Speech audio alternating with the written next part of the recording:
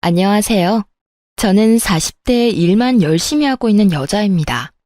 제가 돈을 잘 벌 때는 우리 며느리 최고! 라며 치켜 세워주다가 조금 틀어지니 친정까지 무시하고 드는 시모 때문에 이혼까지 결심했는데요. 그래서 모종의 사건이 터지기 전까지 나름 결혼 잘했다고 착각까지 했던 저였거든요. 하지만 잘해주는 이유가 오로지 돈 때문이었으니 이 결혼 생활에 큰 회의감을 느끼기도 했죠. 그리고 맡은 일도 제대로 하지 못하는 남편놈에게도 질렸었고요. 도대체 어떤 사연이길래 이혼까지 하게 되었는지 지금부터 시작해 보겠습니다. 끝까지 함께 해주세요. 저와 남편은 결혼한 지 4년 된 부부였고 맞벌이를 하고 있었어요. 남편은 회사원이었고 저는 7년째 운영하는 사업체가 있었죠. 결혼을 하기 전부터 운영하던 사업은 어느 정도 자리를 잡은 상태였기에 고정적인 매출이 있는 상태였고 벌이가 좋은 달엔 남편의 월급 3배를 넘기는 달도 있었어요. 남편은 이런 사실을 시댁에서도 떠들고 다녔고 그 덕에 시모 역시 제가 남편보다 벌이가 좋다는 것을 알게 되었죠. 엄마, 이 사람 이번 달 매출 내 월급 3배 가까이 된다? 정말 대단하지 않아? 얼마나 열심히 하는지 몰라. 내가 정말 배울 점이 많다니까. 그 정도 자리 잡았으면 나태해질 법도 한데 매일 5시 전에는 꼭 일어나서 이것저것 자료 조사하고 하루 일정 체크하고 하여튼 대단해. 3배? 그 정도로 차이가 난단 말이야? 우리 며느리가 대단하네. 여자가 사업하는 것도 대단한데 그 정도로 능력이 좋았단 말이야? 엄마가 몰라봤네. 아니에요, 어머님. 늘 이 정도 매출이 나오는 건 아니고요. 간혹 유난히 매출이 좋은 달에만 이래요. 겸손하기는 다 우리 며느리가 부지런해서 사람들이 알아봐주는 거야. 어찌됐든 우리 아들이 여자 하나는 잘 골라왔어. 이런 능력이 있는 사람이 내 며느리가 되고 말이야. 이렇듯 늘 저에게 좋은 말, 존중해주는 태도로 대해주었고 저 역시 시모에게 잘하려고 애썼어요. 잠잘 시간도 부족한 와중에도 시댁 행사는 단 한 번도 늦거나 빠진 적이 없었고 전화통화도 자주 하려고 노력했죠. 그렇게 저흰 큰 소리 한 번 나는 일 없이 4년째 잘 살고 있었습니다. 평화로운 나날에도 걱정스러운 점이 없었던 건 아니었어요. 저의 걱정은 바로 자녀 계획이었는데요. 아무리 노력해도 자연 임신이 되지 않아 병원 도움이라도 받아야 하나 고민을 하게 되었죠. 여보, 우리 병원에 가볼까? 자연 임신을 할 수 있으면 좋겠지만 아무래도 힘들 것 같아. 그래서 당신만 괜찮다면 병원에 가고 싶은데 어때?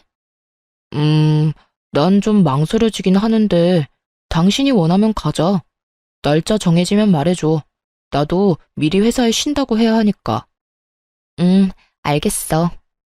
남편이 싫다고 하면 어쩌나 했는데 생각보다 쉽게 알겠다고 하더라고요. 전 병원을 알아보며 시간을 조정하고 있던 중이었어요. 저희가 병원에 갈 예정이라는 소식을 전해 들은 시모가 연락이 왔더라고요. 여보세요? 어머님. 그래, 아가. 소식 전해 들었다. 이제 임신 준비를 한다고? 네, 이제 슬슬 준비해야 할 것 같아요. 아직 소식이 없어서요. 저희도 나이도 있으니 지금부터 노력하지 않으면 나중에 더 힘들어지지 않을까 싶어서요. 전 당연히 시모가 기뻐할 줄 알았어요. 왜 다들 시댁에선 손주를 기다리지 않나요? 하물며 저흰 결혼하고 4년째 아무 소식도 없었으니 저희가 임신을 준비한다고 하면 당연히 기뻐할 줄 알았는데 그게 아니었습니다.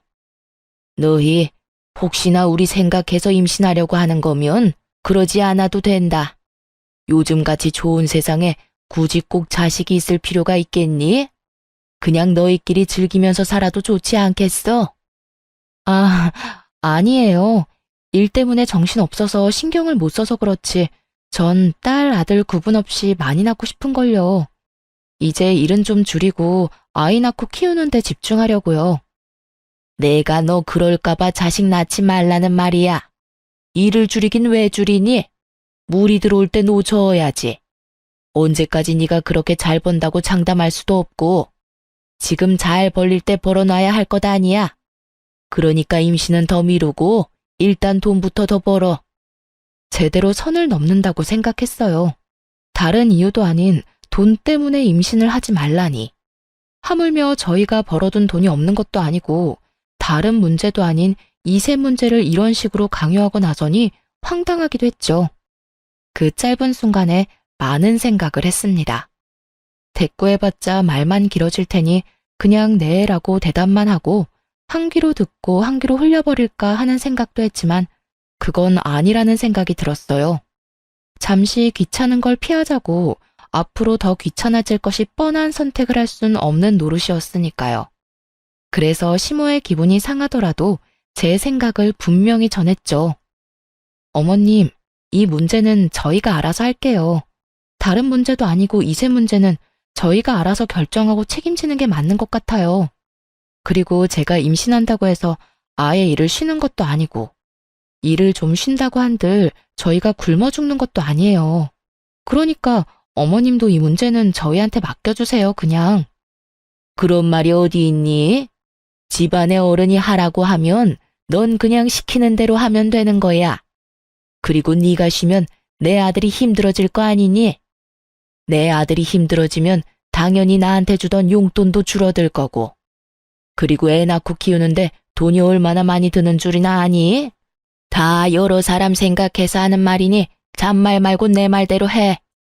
당시 저희는 돈 관리를 따로 하고 있었는데 제가 알기론 남편은 꽤 큰 금액의 용돈을 시댁에 주고 있었어요.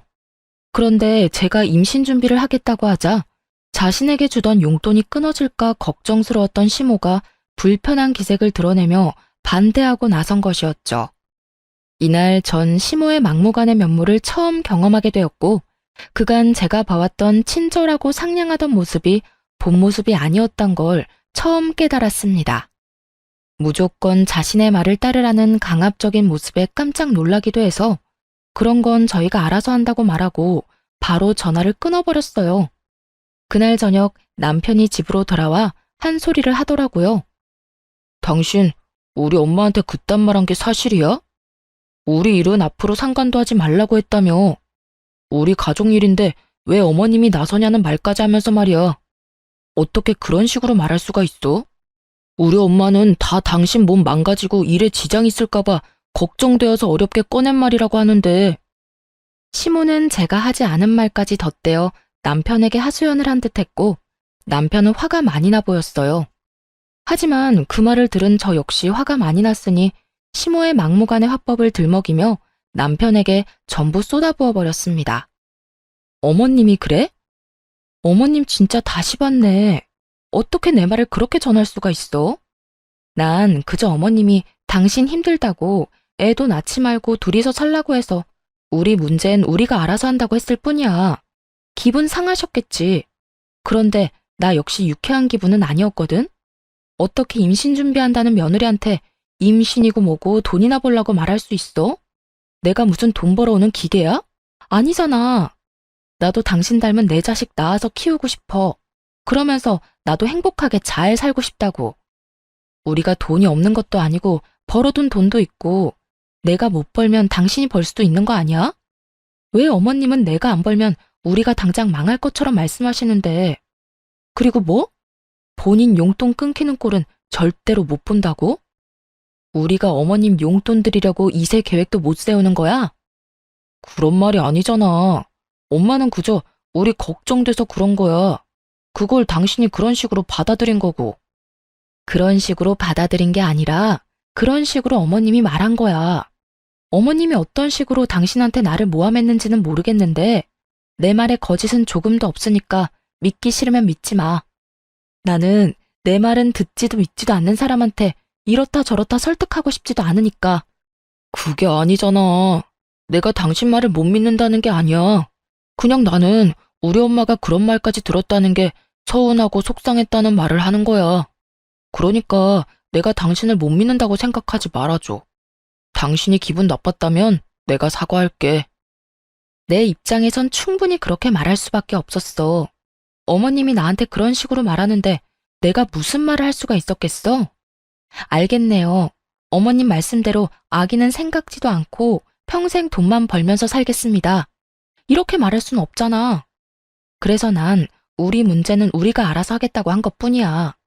당신이 속상했다고 하면 나도 미안한데 이세 문제에 어머님이 간섭하는 일은 없었으면 해. 알겠어. 충분히 이해했고 이해도 하는데 일단 엄마 기분이 많이 상했고 나도 이런 기분에서 임신 준비하는 건 아닌 것 같아. 당신도 그런 상태에서 임신 준비하고 싶진 않을 거 아니야.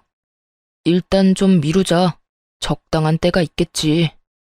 언성까지 높이며 대화를 나눈 결과 말도 안 되는 오해가 풀리기는 했지만 남편은 시모에게 단단히 교육을 받았는지 임신 준비는 미루자고 하더라고요. 저 역시 그런 두 사람의 모습을 보고 있으니 이세 욕심이 전부 사라지고 오히려 잘 됐다는 생각마저 들었어요. 이렇게 반대하는 환경에서 덜컥 임신이라도 하는 날엔 그 나날들이 얼마나 고단할지 굳이 길게 생각해보지 않아도 뻔했으니까요. 이세 문제는 일단락되었고 저는 다시 일을 하며 지내고 있었어요. 그런데 남편이 갑자기 말도 안 되는 통보를 해오더라고요. 여보, 나 회사 그만뒀어. 뭐? 이미 그만뒀다고? 그걸 왜 이제 말해? 왜? 회사에서 무슨 일 있었어? 아니, 그냥 문득 내가 회사에서 도대체 뭘 하고 있나 싶더라고. 지겹기도 하고 꿈도 미래도 없다는 생각도 들고 말이야. 철이 없어도 어쩌면 이렇게도 없나 싶었어요. 생각이 없어 보이기도 했고요. 어떻게 그런 말도 안 되는 이유로 상의도 없이 회사를 덜컥 그만둘 수가 있는지 그 책임감이라곤 없는 행동에 기가 차서 헛웃음이 다 나더라고요. 아니, 그게 회사를 그만둘 이유가 된다고 생각해? 그리고 그렇게 큰일은 나한테 상의 정도는 했어야지. 혼자 다 결정하고 다 저지르고 나한테 통보하듯이 말하면 난 어떻게 받아들여야 해? 그 점은 미안하게 생각해. 그런데 마음먹었을 때 저지르지 않으면 또 흐지부지 그렇게 의미 없이 살 것 같아서 그랬어. 아, 다 됐고. 그래서 앞으로 어떻게 하고 싶은데 생각이 있으니까 회사까지 그만뒀을 거 아니야. 이왕 저질러버린 일 주워 담을 수도 없는 노릇이고 이제부터가 더 중요하다는 생각이 들었어요. 그래서 남편의 계획을 물어봤고 제 눈치를 보던 남편의 입에서 생각지도 못한 말이 흘러나오더라고요. 그게 당신 회사 체인점 있잖아. 그거 하나 운영해보려고. 가게 자리도 다 알아봤고 당신이 승인만 해주면 다 끝나. 뭐라고? 체인점? 당신은 장사가 쉬운 줄 알아? 절대 아니야. 물론 당신은 내가 도와줄 거니까 다른 사장님들보단 수월하게 시작할 순 있겠지. 그런데 시작한다고 다 잘 되는 거 아니야. 사장님들 새벽에 일어나서 새벽에 집에 들어가셔. 그만큼 노력해도 잘 안 될 수도 있는 게 장사라고. 그것뿐인 줄 알아? 당신 하나 잘못하면 다른 사장님들도 싸잡아서 욕먹고 힘들어지는 게 우리 일이야. 그게 체인점이라고. 나도 알아. 나도 잘 알고 있다고. 나도 열심히 할 자신 있고 잘 해낼 자신 있으니까 이렇게까지 일을 벌이지 않았겠어? 당신은 응원은 못 해줄 마당에 꼭 이렇게까지 초를 쳐야겠어? 그리고 당신은 잘하는 사업 나는 왜 못하는데? 하물며 내가 당신처럼 본사 일을 하겠다는 것도 아니고 그깟 체인점 좀 내겠다는데 그것도 이렇게 미덥지 않아 할 만큼 당신한텐 내가 모자란 남자였어? 그런 말이 아니잖아. 당신 모자라고 부족하다는 말이 아니야. 그러면 됐네. 준비해야 하는 서류 빼먹지 않고 제출할 테니까 당신은 승인이나 해. 가게도 내가 알아서 얻고 다 할 테니까 당신은 상관하지 말라고. 어머님은 아셔? 당신 지금 이런 계획인 거 어머님은 아시냐고. 다른 것도 아닌 돈벌이에 대해서 그렇게 예민하게 굴던 시모이니 이 사태를 알면 모르긴 몰라도 저와 함께 반대해 줄 거라 믿었는데 참 제가 바보였더라고요. 오, 알아. 엄마가 먼저 가게 볼 생각 없냐고 했거든? 우리 엄마가 당신도 하는데 나는 왜 못하냐고 하더라. 장사하다가 잘 된다 싶으면 독립해서 당신처럼 사업이나 크게 해보라고도 했고 말이야. 그제야 이 말도 안 되는 모든 상황이 그려지더군요. 시모는 저와 다툰 후 제가 돈 좀 번다고 생색이나 낸다고 생각했던 것이고 그렇게 분노에 휩싸인 시모는 자기 아들도 사업을 안 해봐서 그렇지 하기만 하면 대박이 날 거라 믿어 의심치 않았던 것입니다. 그래서 남편에게 운을 띄우게 되었고 남편은 혹해서 회사까지 그만둬버렸던 것이었죠. 이미 말리기는 늦었고 저렇게까지 하겠다고 하는데 참 어쩔 도리가 없더라고요. 그래서 전 남편이 하고 싶은 대로 두기로 했고 결국 남편은 대출까지 내서 가게를 차리게 되었어요. 처음에는 남편의 가게도 꽤 잘 되는 듯 했어요. 남편과 시모는 저에게 의기양양한 모습을 보이며 건방을 떨었고 전 그런 모습을 보며 불안해지기 시작했죠. 속된 말로 개업발이라고 들어보셨죠? 왜 장사라는 게 그렇잖아요. 처음 가게 문을 열면 지인들도 많이 오고 행사도 많이 하니 궁금해서 오는 사람들도 있기도 하고요. 그래서 순간적으로 매출이 좋은 것처럼 보이지만 그 거품이 사라지고 나면 그때부터가 정말 시작인데 두 사람은 그런 사실을 전혀 모르는 눈치였어요. 이것 봐. 내가 잘 될 거라고 했지? 사람 바글바글한 거 좀 봐라. 그러니까 말이다. 넌 다 좋은데 네가 좀 번다고 네 남편을 너무 무시하는 경향이 있어. 두고 봐라. 내 아들이 네가 관리하는 체인점 중에 매출 1위 하는 거 시간 문제일 테니까. 저도 그랬으면 참 좋겠네요. 당신, 그런데 여기 지금 당신 지인밖에 안 보여. 당신이 계속 지인 장사만 할 것도 아니고 단골 손님도 만들어야 하고 신규 손님도 만들어야 하니까 제발 잘 좀 연구해봐. 아, 진짜. 나도 그 정도는 알아. 그러니까 당신은 그 입 좀 다물어. 자꾸 초치는 말만 하지 말란 말이야. 그 순간 그 어떤 말도 하고 싶지도 않더라고요. 걱정해서 우러나온 제 호의의 말을 그저 초친다고 치부하는 남편에게 더는 아무 말도 하지 않았고 남편의 가게는 저의 예상보다 더 빨리 하락세를 맞고 있었습니다. 그저 가게를 열기만 하면 돈을 쓸어모을 것이라 믿어 의심치 않았던 남편의 안일한 운영에서 비롯된 당연하고도 참담한 결과였죠. 그런 와중에도 남편은 반성 따윈 하지 않고 지인들만 믿으며 여전히 가게를 방치하고 있더라고요. 심지어 어느 달부턴 납품한 물품 대금조차 지급하지 못하고 있었고요. 제 사비로 메꿔주는 것도 한두 번이지 결국 이대로 안 되겠다고 생각하게 된 저는 결국 남편에게 입을 열었어요. 당신 가게 어쩔 거야? 가게 왜? 무슨 일 있어? 무슨 일이 없다고 생각하는 거야, 지금? 당신 적자도 그런 적자가 없는 심각한 상황이잖아. 물품 대금도 결제 못하면서 무슨 일 있냐고? 내가 내준 것만 해도 4번이야. 알고는 있어? 아, 알고 있어. 그까짓 대금 얼마나 한다고 이래? 내가 다른 사람도 아니고 남편인데 그 정도는 당신이 감당해 줄 수 있는 거 아니야? 당신이 사장이잖아. 사장이라고 회사 돈 막 쓰는 줄 알아? 그런 게 횡령이라는 거야. 알아? 당신 대금 내 사비로 다 냈고 나한테도 부담스러운 금액이야. 그러니까 당신도 이제 결정을 내려. 결정? 무슨 결정? 좋은 경험했다고 생각하고 가게를 접던가 아니면 지금 가지고 있는 마인드를 다 버리거나. 당신 지금처럼 가게 운영했다간 집안 말아먹는 거 시간 문제야. 그러니까 둘 중에 결정해. 어떻게 할 거야? 남편의 입장에서 제 말이 기분 나쁠 수도 있다는 거 충분히 이해합니다.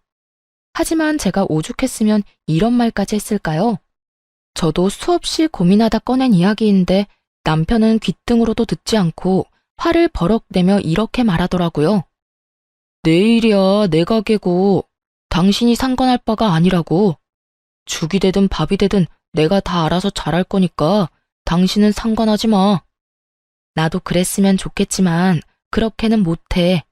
당신이 말했다시피 내가 본사 대표고 당신은 내가 관리해야 하는 점주야. 당신 하나 망하는 거 아무런 상관없어. 그런데 당신이 매장 관리를 그따위로 해서 매장 이미지가 무너지는 건 절대 안 돼. 그건 죽을 만큼 노력하는 다른 사장님들한테도 피해가 되는 일이니까. 그러니까 계속 하고 싶으면 당신도 죽을 만큼 노력해. 공든탑, 당신이 한 번에 무너뜨리지 말란 말이야. 알겠어? 알겠어, 알겠다고. 그러니까 그 잘난 척 좀 그만해. 듣기 싫어 죽겠어, 아주. 내가 다 알아서 해. 그래, 알겠어. 당신이 다 알아서 한다니까 하는 말인데 앞으로 내 사비로 당신 도와주는 일은 없을 거야. 당장 다음 달부터 대금 밀리면 봐주는 거 없이 경고니까 알아서 해. 경고 3번이면 가게 빼야 하는 거 알지? 난 분명 말했다. 남편은 그런 저의 말을 따라하며 조롱까지 했고, 전 그런 남편을 보며 실망감과 함께 우리의 끝이 다가오고 있다는 것을 어렴풋이 느끼게 되었습니다. 그렇게 남편과 저의 사이는 걷잡을 수 없이 멀어져 갔고, 저 역시 상황이 점점 어려워졌어요. 일은 일대로, 가정은 가정대로 힘이 드는 상태이니 제 사업에도 적신호가 들어오기 시작했어요. 적신호의 가장 큰 원인이 되었던 건 다름 아닌 남편의 매장이었는데, 매장 운영을 개판으로 하니 그 평판이 바닥에 떨어져 버린 것이었죠. 그 피해는 다른 매장까지 옮겨가게 되었고, 그 결과가 고스란히 회사 매출로 온 것이었죠. 결국 전 남편에게 전화를 걸어 화를 내게 되었고, 남편은 그제야 상황의 심각성을 받아들이는 듯 했어요. 당신, 진짜 이런 식으로 할 거면 간판 내려. 당신 때문에 지금 줄줄이 다 문 닫게 생겼다고. 거기엔 나도 포함이고. 그리고 메뉴 레시피를 당신 마음대로 바꾸면 어쩌자는 거야? 왜 당신 지점만 별점이 이렇게 낮냐고.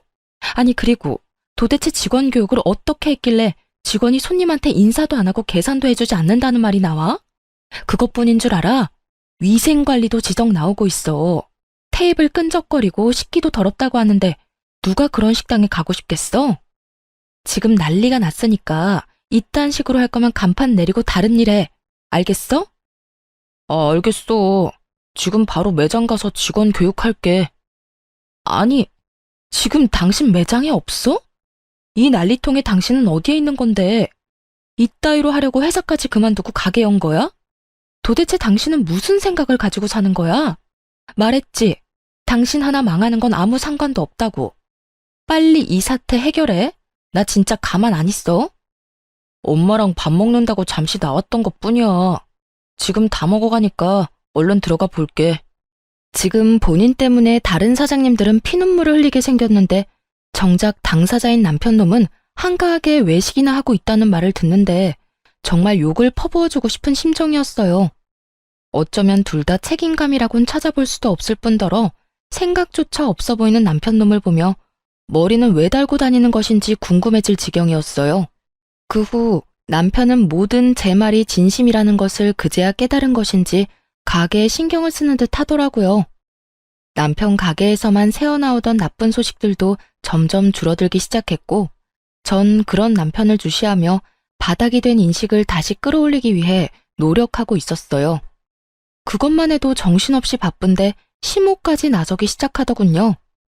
남편이 생활이 힘들어지자 시모의 용돈을 주지 않고 있었는데 그 용돈을 저에게 요구하기 시작한 것이었죠. 예, 바쁘니?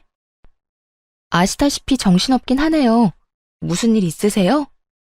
바쁘다고 하니 나도 본론만 하마. 나 용돈 좀 다오. 우리 아들이 늘 용돈을 줘서 생활이 가능했었는데 그 용돈이 끊기니 내가 생활이 안 되고 있어. 그러니 어쩌겠니? 너라도 줘야 하지 않겠어? 며느리도 자식이잖니. 지금 남편과 제가 어떤 상황인지 뻔히 다 아는 사람이 용돈이나 달라고 하고 있으니 정말 10원짜리 욕이 다 나올 지경이었어요. 어쩌면 사람이 저리도 뻔뻔하고 양심이 없을 수가 있는 것인지 어떤 면에선 참 대단하다 싶더라고요. 어머님, 저도 요즘 힘들어요. 그 일 때문에 다른 매장에도 피해가 이만저만이 아니었고 그 덕에 회사 전체 매출이 뚝 떨어졌다고요. 거기에다가 남편 가게 대금도 다 제가 메꾸느라 제 허리도 지금 부러질 지경이에요. 이런 제가 어머님 용돈까지 챙길 여유가 있다고 생각하세요? 저희도 지금 힘들어서 한동안은 어머님 챙길 여유가 못 되니 그렇게 아셨으면 좋겠네요. 뭐? 너 지금 말 다 했니? 너 계속 우리 아들 탓만 하는데 내가 이야기 다 들었어. 이거 왜 이래? 네가 우리 아들은 잘하고 있는데 사사건건 시비 걸면서 길하는 기는 다 죽이고 도움 줘야 할 것도 안 주면서 가게 망하게 했다는 거 내가 모를 줄 알아? 그 어미의 그 자식이라는 말이 딱 맞더라고요. 없는 말 지어내서 사람 하나 모질게 만드는 건 시모나 남편이나 매한가지였어요. 그렇게 뭘 모르고 남탓만 하고 있으니까 가게가 망하고 있는 거죠. 그동안 어머님 아들이 가게를 얼마나 방치를 했으면 그 지점만 별점이 별 하나도 안 돼요. 손님들이 뭐라는 줄 아세요? 지불한 돈이 아깝대요. 위생도 문제고 음식도 하나같이 맛없다는데 이게 다 남편이 재료 아끼고 멀쩡한 레시피도 자기 편한 대로 바꾸니까 생기는 일이죠. 거기에다 제가 도움을 안 주기는 뭘 안 줬다고 그러세요?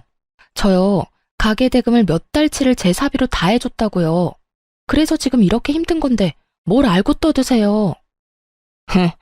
그러거나 말거나 그건 다 네 사정이니 난 모르겠고 다 네 잘못이라는 내 생각엔 변함이 없다. 어디 버릇없이 어른이 말하는데 꼬박꼬박 말댔구나 하고 말이야. 이렇게 기가 세니 내 아들이 하는 일이 다 망하는 거 아니겠어? 더는 너랑 이야기하기 싫으니 왈가왈부 긴 말하지 말고 계좌번호 보낼 테니 얼른 100만 원 보내. 시모는 전화를 끊어버렸고 저는 당연히 용돈을 보내지 않았을 뿐더러 모든 연락을 피해버렸습니다. 그렇게 연락은 잘 피하며 지냈는데 명절이 다가오더라고요. 어떻게 해야 하나 걱정이 앞서고 있는데 시모에게서 또 전화가 오더군요. 다른 때 같았다면 그냥 무시했겠지만 명절을 앞두고 있기도 하고 도대체 무슨 말을 하고 싶어 이리도 연락이 오나 싶어 전화를 받게 되었습니다. 예, 명절에 집에 올 때 여분 옷 많이 가지고 오거라. 네? 하루 자고 오는데 옷은 왜요? 이번엔 하루 말고 우리 집에서 명절 끝날 때까지 있다가 가려무나. 내가 몸이 안 좋아서 네가 오면 이것저것 해야 할 게 많아. 그리고 명절 연휴 딱 맞춰서 오지 말고 그 전날에 와서 집 싹 대청소도 하고 음식 준비하거라. 그리고 명절 마지막 날에도 집에 기름 냄새 안 남게 대청소 한 번 더 하고 가고 또 이불 빨래도 싹 해야 한다. 세탁기 돌릴 생각 말고 발로 팍팍 밟아서 빨면 되니 짧은 옷 챙겨오거라. 다른 건 집에 오면 알려줄 테니 옷이나 잘 챙겨와. 괜히 옷 없다는 핑계 대면서 집에 간다고 할까봐 미리 하는 이야기야. 어머님, 청소 빨래 다 좋은데요. 그러면 저는 친정은 언제 가요? 명절인데 저도 친정은 가야 할 거 아니에요. 친정? 안 가면 되지 않니? 굳이 명절에 친정에 가야 하니? 그냥 전화나 한 통 해주려무나. 그러면 되지 않았니? 차 밀려 왔다 갔다 기름값 써야 해. 여러모로 낭비 아니니? 요즘 회사 사정도 안 좋다면서 왜 길거리에 돈 벌어가면서 몸을 피곤하게 만드니? 그리고 사돈도 너 안 오는 게 더 편하고 좋은 거다. 웃기지도 않더라고요. 지난 4년간 차례만 지내고 나면 친정에서 기다린다며 등까지 떠밀며 보낸 사람이 시모인데 저딴 말을 당연하다는 듯 짓거리고 있으니 어이가 없기도 했고요. 더 어이가 없는 게 뭔지 아세요? 옆에서 전화통화를 듣고 있던 남편놈이 시모 말이 다 옳다는 양 고개를 세차게 흔들고 있는 모습이었어요. 아무리 상황이 많이 다르다고 한들 이토록 잘 됐다 싶어 저를 못 잡아먹어 안달인 사람들을 보며 더는 결혼 생활을 유지할 필요가 없다고 생각했죠. 그만큼 이 말도 안 되는 대회에 화가 나 있었고 이대로 당하고만 있지 않기로 결심했어요. 시모가 시댁으로 오라던 날이 다가왔고 저는 일이 있으니 남편에게 먼저 가 있으라며 남편을 먼저 시댁으로 보내버렸죠. 그리고 저는 친정으로 와버렸고요. 그렇게 부모님과 시간을 보내며 있는데 저녁 때가 되자 남편에게 전화가 오더라고요. 당신 어디야? 가게에 큰일 생겼어? 안 오고 뭐해? 남편의 목소리는 조금 화가 난 듯했고 저는 그런 남편에게 아주 태연한 목소리로 대답했어요. 나 여기 친정인데 왜? 뭐 친정? 지금 왜라는 말이 나와? 오늘 우리 집에 와서 빨래랑 청소해준다고 했었다며. 그런 사람이 지금 친정엔 왜 가 있는 거야? 우리 집에 내가 와 있는 게 그렇게 놀랄 일이야? 이렇게 화낼 일이냐고. 아, 청소랑 빨래 때문이야? 그건 당신이 해야지. 당신 부모님이 지내는 집이고 당신 부모님이 깔고 덮는 이불인데 나보단 당신이 해야 하는 게 더 맞지 않아? 너 진짜 왜 이래? 머리라도 다친 거야? 당장 못 와. 명절이 코앞인데 며느리가 시댁에 와야지. 친정에 가 있으면 어쩌자는 거야? 어쩌긴 어째. 각자 집에서 명절 보내면 되지. 어머님이 이런 말을 하더라고. 친정에는 안 가도 된다. 차도 밀리고 왔다 갔다 기름값 낭비라고. 들어보니 맞더라고. 요즘 당신 덕분에 회사 사정도 안 좋은데 내가 굳이 기름값까지 버려가며 시댁 가서 몸고생 마음고생 할 필요가 없겠더라고. 그래서 그냥 바로 친정에 왔어. 난 여기서 좀 쉴 테니까 당신 엄마한테 말 좀 전해줄래? 명절 당일에 안부 전화 드릴 테니까 그때 통화하자고. 그러면 끊자. 야, 아니, 당신 지금 좀 흥분한 것 같은데 오늘은 친정에서 쉬고 내일은 꼭 와. 알겠어? 내일은 와서 음식 준비해야 할 거 아니야. 오늘은 내가 당신 바쁘다고 해줄 테니까 내일은 꼭 오란 말이야. 코웃음을 치며 전화를 끊자마자 전원을 꺼버렸습니다. 처음엔 저를 어떻게 해서든 시댁에 보내려던 친정 부모님도 남편과의 통화를 듣고는 그냥 편히 쉬라고 하시더라고요. 제가 간단히 자초지경을 설명하기도 했고요. 그렇게 오랜만에 부모님과 편안한 시간을 보냈어요. 다음 날이 되었고 점심시간이 지나자 애가 탄 남편이 친정으로 찾아왔더라고요. 무례하게 처가 식구들에게 인사도 하지 않은 채 그저 제 손을 막무가내로 잡아 끌며 똑같은 말만 반복하고 있었죠. 당신 진짜 왜 이래? 자세한 이야기는 가면서 하고 얼른 나와. 남편은 언성을 높이며 닥달했고 저는 남편의 손을 거칠게 뿌리치며 말했습니다. 도대체 왜 그러냐고? 그걸 몰라서 물어? 내가 호구짓이나 하려고 결혼한 줄 알아? 용돈 달라고 해서 안 줬더니 뭐? 이불 빨래 대청소 음식까지 다 하라고? 내가 왜 내가 다 해야 하는데? 그까지 집안일 좀 하면 큰일 나? 우리 엄마 나이도 있고 해서 힘드니까 당신한테 좀 해달라고 하는 거 아니야. 그깟 집안일? 해드릴 수 있지 왜 못하겠어. 그런데 어머님 심보가 고약하잖아. 돈 받아갈 때는 그깟 집안일 뭐가 힘드냐고 혼자 할 수 있다던 분이 이제는 못한다는 그 심보가 뭔데? 나 싫고 미우니까 시집살이 시키겠다 이거 아니야. 그리고 당신 엄마 용돈은 당신이 챙겨주기로 한 거였잖아. 그런데 왜 나한테 이 난리냐고. 그게 끝인 줄 알아? 친정엔 전화나 한 통 해주라고? 그걸 말이라고 해? 나도 귀하디 귀한 외동딸이야. 내가 그딴 취급이나 받자고 당신한테 시집간 거 아니거든? 지금도 그래. 당신 우리 부모님한테 인사는 했니? 나한테 그런 소리 듣게 만들어서 미안하다는 말은 했어.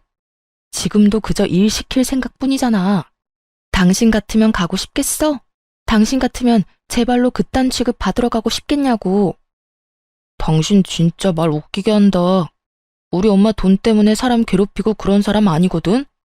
그리고 내가 요즘 힘들어서 용돈 못 드리면 당신이라도 좀 주면 되지. 엄마가 힘들어서 당신한테 용돈 좀 달라고 부탁했는데 당신이 거짓 취급하면서 안 된다고 했다며. 그게 며느리가 할 짓이야? 그냥 좋게 힘들어서 안 된다고 하면 될 걸 거짓 취급이 뭐야?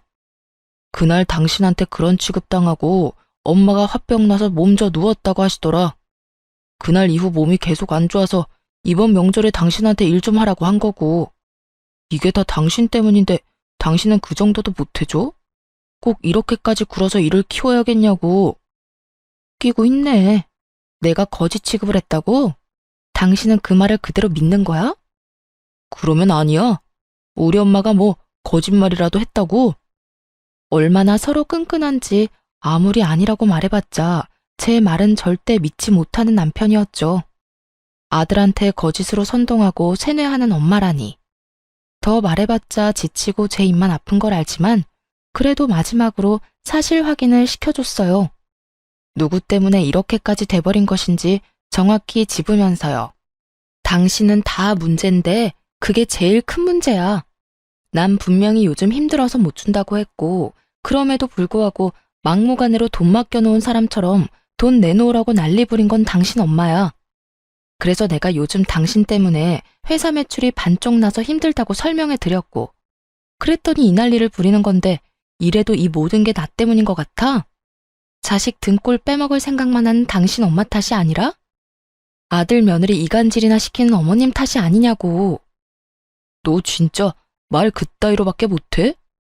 순간적으로 화가 난 남편은 저를 향해 손을 치켜들었고 어느새 다가온 아빠가 남편 멱살을 잡으며 고함을 지르셨어요.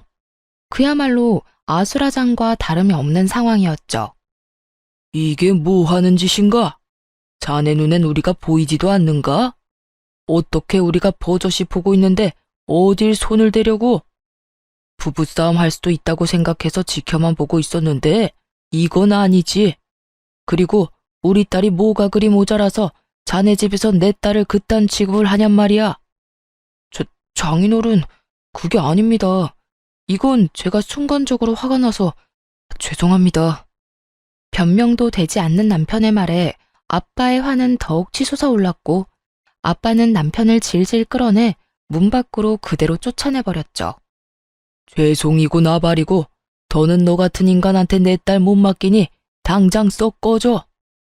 남편은 처음 보는 아빠의 모습에 겁을 먹은 것인지 아무 말도 하지 않고 꽁지 빠지게 도망을 치더라고요. 그걸로 끝이겠지 했는데 그 대단한 시모는 본인이 화낼 자격이나 된다고 생각했는지 얼굴을 잔뜩 찌푸린 채로 남편을 앞세워 찾아왔더군요. 남편은 안절부절 못하며 눈치를 살피느라 바쁜 반면에 시모는 당당하기가 하늘을 찌르고 있었죠. 시모 역시 인사도 하지 않은 채 따지기 시작하는데 화난 부모님도 혀를 내두를 지경이었어요. 너 진짜 이렇게까지 엉망이 내었니? 어른 말도 무시해도 정도가 있는 거지. 어떻게 이렇게까지 무시를 할 수가 있어? 그것도 시엄이 말을 말이다. 제가 뭘요? 몰라서 묻니? 내가 분명 어제 우리 집에 와서 일 좀 하라고 했지? 그런데 네가 어떻게 했니? 명절 전인데 당연히 와야 할 시댁에는 오지도 않고 여기서 마음 편히 쉬고 있어? 데리러 온 남편은 그렇게 내쫓아버리고 네가 제정신이야? 오죽했으면 그랬을까요? 그리고 무시는 어머님이 먼저 했죠. 저희 부모님 무시하면서 기름 아깝다고 가지 말라면서요. 그래서 저도 시댁엔 갈 필요가 없다고 느낀 것뿐이에요. 지금도 보세요. 얼마나 제 친정을 무시하셨으면 들어서는 그 순간부터 지금까지 부모님한테 인사조차 안 하셨잖아요. 그 어렵다는 사돈집에 들이닥쳐서 이렇게 할 말 다 하는데 정말 예의가 없으시네요. 최소한 인사 정도는 해야죠. 다른 사람도 아니고 네가 예의 따지니까 내가 참 웃기는구나. 너는 예의를 그렇게나 중시해서 여기서 이러고 있니? 명절 전날에? 제가 받은 대로 대접하자는 것이 인생 좌우명이라서요. 받은 예의와 대접이 없어서 그렇게 돌려드린 것뿐이에요. 그러니까 제 탓을 하지 말고 어머님이 저한테 어떻게 행동했는지 어떤 말 했는지부터 잘 생각해 보세요. 이년이 진짜 너 말 다 했어? 너 내가 오냐오냐 해줬더니 어른 무서운 줄 모르는 것 같은데 내가 그 버르장머리를 싹 뜯어 고쳐주마. 당장 따라 나와. 그때 엄마가 도저히 안 되겠다 싶으셨는지 제 앞으로 막아서며 말씀하셨죠. 사돈, 오늘 보니 도무지 말이 통하지 않는 사람이네요. 사돈이 이런 식으로 내 딸을 잡아대는 걸 봤는데 우리가 호랑이 굴에 보낼 수는 없죠. 좋은 말로 할 때 당장 아들 데리고 나가세요. 아니, 그쪽 딸 하는 행동 좀 보세요. 어른 알기를 뭐같이 알고 무시하는 꼴을 좀 보라고요. 하긴 얘가 뭘 보고 배워서 이 모양 이 꼴인지 저도 오늘에서야 알긴 하겠네요. 열심히 비아냥거리는 시모의 말에 엄마 역시 웃으며 반격하고 나섰어요. 그러게요. 우리 딸은 날 보고 배워서 저리 똑소리가 나는데 사돈 아들이야말로 저래서 되겠어요? 자기 마누라가 이렇게 당하는데 눈치만 살피고 있는 꼴도 한심한데 바깥 일도 제대로 못한다고 하던데 사돈도 참 걱정이 많겠어요. 아니, 오히려 기뻐하려나? 그따위로 무능하게 사니 거울 보는 것 같아 기쁘실 수도 있겠어요, 사돈. 전 딸 키우면서 단 한 번도 무능이라는 단어를 써본 적이 없어서 궁금하기도 하네요. 어떤 기분인가요? 자식이 무능해서 자기 마누라 등골이나 빼먹는 모습을 지켜보는 거요. 정말 궁금해서 물어보는 거예요. 시모는 터질 것 같은 얼굴로 노려보기만 할 뿐 더 이상 말을 꺼내지 못하더라고요. 엄마가 이렇게까지 나올 거라 생각 못했나 봐요. 아빠 역시 시모를 째려보며 옆에서 염라대왕처럼 무서운 얼굴을 하고 있으니 기에 눌려 말을 못했겠죠. 그 순간 조용히 있던 남편이 나서더라고요. 아주 지 엄마 당하는 건 절대 못 보는 인간이더군요. 남편이 뒤늦게 말리기 시작했지만 소용없는 짓이었죠. 두 분 다 그만하시고 제가 다 잘못했어요. 제가 다 잘못했으니 제발 그만 좀 싸우세요. 네가 뭘 잘못했다고 그래? 엄마 좀 그만해. 이러려고 나한테 여기 오자고 한 거야? 엄마가 계속 이러면 곤란해지는 건 나란 걸 왜 몰라? 나 요즘 일도 그렇고 힘든 거 알잖아. 그까지 가게 제 도움 없으면 망하기라도 한다니? 그런 것도 아니잖아. 시모는 참 아무것도 모르더군요. 제 도움이 없다면 망하기 일보 직전이라는 사실을 전혀 모르는 눈치였고 당황한 남편은 급하게 시모의 입을 막기 시작했죠. 자네 가만히 있어보게. 자네 엄마가 할 말이 많으신 듯한데 어디까지 하나 드러나 보세. 그리고 자네는 좀 이따가 나랑 이야기 좀 하고. 시모는 아빠의 말이 끝나자마자 손에 닿는 모든 물건을 내팽겨치며 난동을 부리더군요. 사돈한테 감히 네가 뭔데 내 아들한테 이래라 저래라 하냐면서요. 부모님이 욕을 한 것도 아니었고 나쁘게 이야기한 것도 아니었는데 갑자기 개거품을 물며 달려드니 대체 어느 부분에서 버튼이 눌렸는지 몰라서 황당했어요. 야, 니네가 뭔데 내 아들한테 명령질이야? 가만 보니 지금껏 쌍으로 내 아들 겁주고 괴롭혔지? 안 봐도 비디오지. 불쌍한 내 아들만 찍소리 못하고 당하고 살았겠지. 하여튼 인연이 문제야. 여자 하나 잘못 들어와 우리 아들 기나 꺾고 말이야. 아들, 당장 전현이랑 이혼해. 내가 너 가만 안 둬. 살다 살다 이런 여자는 또 처음 보네. 어디 망상에 빠져 생사람 잡는 것도 모자라서 목소리는 왜 이렇게 큰지. 목소리만 크면 지가 이기는 건 줄 아나? 이 여자가 진짜 못하는 말이 없어. 이 여편네 기차 화통을 삶아 먹었나? 기꼬막 터지겠네. 내가 뭘 겁을 줘? 사위가 내 딸과 잘 지내질 못하니 부모로서 교육 좀 하려는 건데. 당신이 치마폭에 감싸는 모습을 보아하니 그쪽 아들이 왜 저렇게 컸는지 눈에 훤히 보이는군. 도저히 말로 이길 수 없었던 시모는 멱살이라도 잡을 요량으로 엄마에게 달려들었고 아빠가 그 손을 확 낚아채 현관 밖으로 밀어버렸죠. 고꾸라진 시모를 남편이 부축한다고 밖으로 나갔을 때 엄마가 현관문을 확 닫아버리고 불청객을 쫓아내는 데 성공했어요.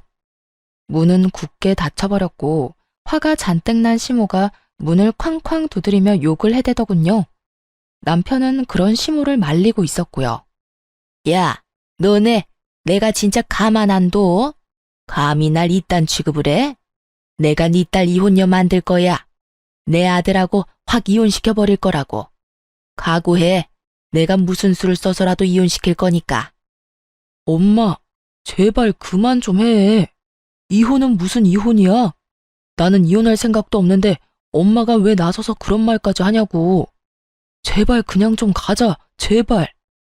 이 녀석아 이거 못 놔? 지금 엄마가 당한 거 보고도 그냥 가자는 말이 나와? 문 열어, 문 열라고. 내 이것들 가만두지 않을 거야. 문 열어. 시모는 계속 난동을 부려댔고 결국 이웃의 신고로 경찰이 도착했더군요. 웃긴 건 경찰차를 먼저 봤는지 둘은 이미 도망가고 없더라고요. 그 후 저는 친정에서 지내며 이혼을 진행하게 되었어요. 더는 정도 남아있지 않았고 같이 살 이유조차 없었으니까요. 워낙 시댁에서 저지른 것이 많았던 터라 이혼은 순조롭게 진행되었어요. 물론 모든 것이 저에게 유리하게 진행되었고 소송 결과 역시 제가 원하는 조건으로 이혼을 하게 되었습니다. 결정적으로 친정의 시모가 도착할 때부터 엄마가 휴대폰 녹음을 하고 있었던 게 아주 큰 역할을 했었죠. 이혼 후 전 남편은 저의 도움이 모두 끊기자 한 달도 버티지 못하고 폭삭 망해 문을 닫게 되었어요. 아무래도 위자료에 대출금 틀어막느라 정신이 없었던 전 남편은 급하게 가게 보증금이라도 건진 모양이에요. 그리고 계속해봤자 동네 평점도 나쁜 상태에서 대출금 이자만 다달이 나갔을 거예요. 최근에 그 지점 매니저였던 직원에게 들었는데 전 남편 결국 신용불량자가 돼서 일했다가 그만둔 직원들한테 찾아가 돈 빌리고 다닌다고 하더군요. 절대 빌려주지 말라고 말했더니 직원들도 딱히 도와주고 싶은 마음도 없었는지 한 명도 빌려주지 않았다고 해요. 평소에 얼마나 행실이 안 좋았으면 어려울 때 도와줄 사람 하나 없는 건지. 하긴 평소에 잘했으면 예전 회사 경력을 살려 다른 회사에 다시 취업이 될 수도 있었을 텐데 나이 많은 전 남편을 아무도 받아주질 않았던 모양이에요. 회사 입장에서도 차라리 신규 직원을 뽑으면 뽑았지 경력만 있고 그렇다 할 포트폴리오도 없는 무능력한 전 남편을 저 같아도 뽑지 않을 것 같긴 해요. 결국 경력만 믿고 호기롭게 그만뒀던 전 남편은 가게도 망하고 말 그대로 낙동강 오리알 신세가 되어버렸죠. 전 시무는 그런 아들 꼴을 지켜보며 정말 화병이 생겨 자리 깔고 몸져 누워버렸다는 소식도 들을 수 있었고요. 저는 여전히 회사를 운영하며 잘 지내고 있습니다. 전 남편이 실추시킨 프랜차이즈 이미지를 다시 제자리로 돌려놓느라 많은 시간과 노력이 필요했지만 새로운 메뉴 출시와 파격적인 이벤트로 매출을 올리는 데 성공했죠. 다시 제자리를 잡아가고 있어요. 오늘 이 사연을 마지막으로 과거는 잊고 새로운 마음가짐으로 살아보려고 해요. 앞으로 행복하게 잘 살 수 있도록 더 열심히 살아가 보려고요. 다들 응원해 주실 거죠? 그러면 저는 물러가 보겠습니다. 지금까지 저의 긴 사연 함께 해주셔서 감사합니다. 행복하세요.